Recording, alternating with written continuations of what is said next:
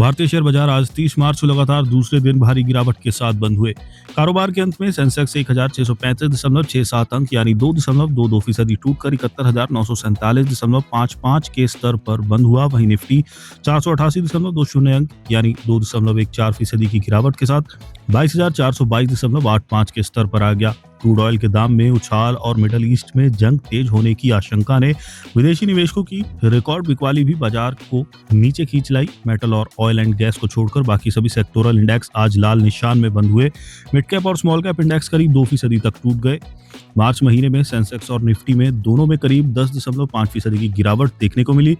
कच्चे तेल की कीमतों में तेज उछाल और विदेशी निवेशकों की ओर से रिकॉर्ड $12.3 अरब की बिकवाली के कारण बाजार का माहौल कमजोर हुआ। ये मार्च 2020 के बाद शेयर बाजार का सबसे खराब महीना साबित हुआ है। इसके साथ ही वित्त वर्ष 2026 भी आज सोमवार को खत्म हो गया है। इस पूरे वित्त वर्ष सेंसेक्स में 5.3% और निफ्टी में करीब 3.5% की गिरावट देखने को मिली है। ये वित्त वर्ष 2020 के बाद का शेयर बाजार का सबसे खराब प्रदर्शन है। बीएसई में लिस्टेड कंपनियों का कुल मार्केट कैपिटलाइजेशन आज घटकर 412.44 लाख करोड़ रुपए पर आ गया, जो इसके पिछले कारोबारी दिन 422.15 लाख करोड़ रुपए रहा था।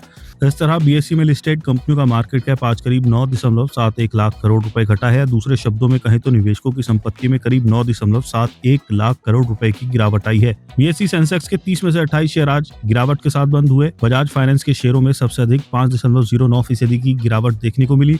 वहीं state bank of India, Indigo, Bajaj Finserv और एक्सिस बैंक के शेयर में 3.59% से लेकर 3.95% तक की गिरावट रही। वहीं सेंसेक्स के बाकी 2 शेयर आज हरे निशान में बंद हुए। इसमें बी टेक महिंद्रा का शेयर 1.65% की बढ़त के साथ टॉप गेनर्स रहा। वहीं पावर ग्रिड के शेयरों में 0.27% की तेजी देखने को मिली।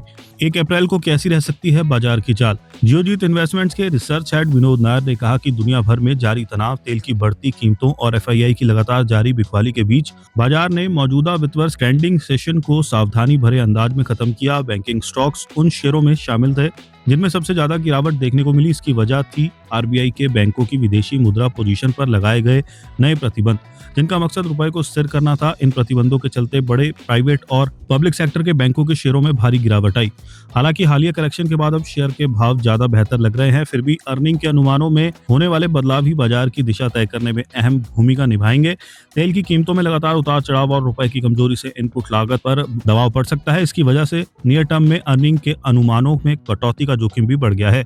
जियोजीत इन्वेस्टमेंट्स लिमिटेड के chief investment strategist VK Vijay Kumar ने कहा कि पश्चिम एशिया में चल रहे संघर्ष को अब 5वां हफ्ता शुरू हो गया है। इस बीच युद्ध के और ज्यादा बढ़ने के संकेत मिल रहे हैं, क्योंकि हूती गुट भी इस संघर्ष में शामिल हो गया है। इस बीच अमेरिका ने भी हमले को और तेज करने के लिए अतिरिक्त सैनिक भेजे हैं। ब्रेंट क्रूड की कीमतें एक बार फिर बढ़कर $116 तक पहुंच गई हैं। युद्ध से पहले भारत के सामने जो गोल्डीलॉक्स जैसी बेहतरीन आर्थिक स्थिति थी, वे अब इस युद्ध की वजह से लगभग खत्म हो चुकी है। पहले जहां हमें ऊंची जीडीपी ग्रोथ, कम महंगाई, संतुलित राजकोषीय और चालू खाता घाटे और वित्त वर्ष 2027 में कंपनियों की कमाई में अच्छी बढ़ोतरी की उम्मीद थी, वहीं अब हमें कम जीडीपी ग्रोथ, ज्यादा महंगाई, ज्यादा राजकोषीय और चालू खाते के घाटे और वित्त वर्ष 2027 में अर्निंग में कम बढ़ोतरी जैसी स्थितियों का सामना करना पड़ सकता है।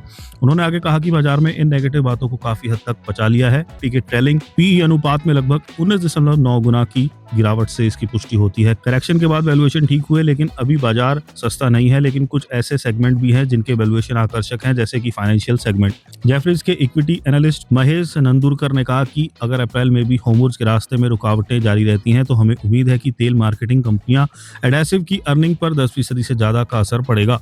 नंदुरकर ने आगे कहा कि इस टकराव की वजह से एफआई 2027 में जीडीपी 50 बेसिस पॉइंट तक गिर सकती है, जबकि भारत की कॉर्पोरेट अर्निंग में 2.5% की कटौती हो सकती है। बोनांजा में रिसर्च एनालिस्ट अभिनव तिवारी का कहना है कि अगले कुछ सत्रों तक बाजार का रुख सतर्क बना रह सकता है। बाजार की नजर आरबीआई के करेंसी पर उठाए गए कदम के असर पर रहेगी। Q4 के नतीजे भी शुरू होने वाले हैं। अगर नतीजे मजबूत रहते हैं तो चुनिंदा शेयरों में खरीदारी फिर से शुरू हो सकती है। खासतौर पर उन सेक्टरों में जिनकी बुनियाद मजबूत है, तेजी आ सकती है। लेकिन बैंकिंग और निर्यात से जुड़े शेयरों में नियर टर्म में उतार चढ़ाव बना रह सकता है। चॉइस ब्रोकिंग के रिसर्च एनालिस्ट हितेश टेलर ने कहा कि हाल की तेज गिरावट निफ्टी और बैंक निफ्टी दोनों में बनी लगातार कमजोरी, साथ ही बढ़ी हुई वॉलेटिलिटी और सतर्क ग्लोबल संकेतों को देखते हुए निवेशकों को सलाह दी जाती है कि वे एक अनुशासित और चुनिंदा शेयरों पर ही फोकस करने की रणनीति अपनाएं।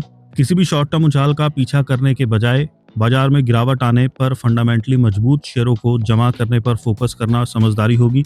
नई लॉन्ग पोजीशन पर तभी विचार किया जाना चाहिए जब निफ्टी निर्णायक रूप से 24,000 के स्तर को पार कर ले और उस पर टिका रहे। ऐसा होने पर ही बाजार के बेहतर होते रुझान का संकेत मिलेगा और एक अधिक स्थिर और टिकाऊ रिकवरी का रास्ता खुलेगा।